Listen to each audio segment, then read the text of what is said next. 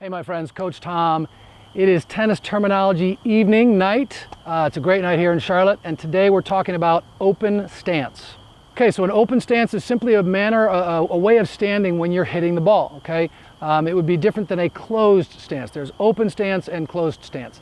A lot of times you'll hear pros and other players and other people in the tennis world call it the modern stance. I guess it's not really modern anymore. It's kind of been this way for a while. But an open stance simply means that we are stepping out with our shot and hitting through, okay?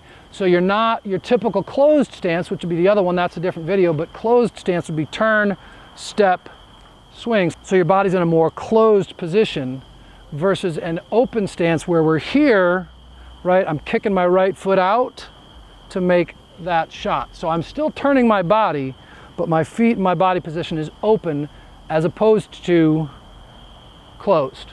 Now you should be using both of these when you're playing. If you're a more advanced player, you should be using both open and closed. I don't recommend an open stance backhand unless you're Serena Williams, but for the rest of us, we want to be able to use open and closed stance depending on where the ball is and what type of shot you're hitting.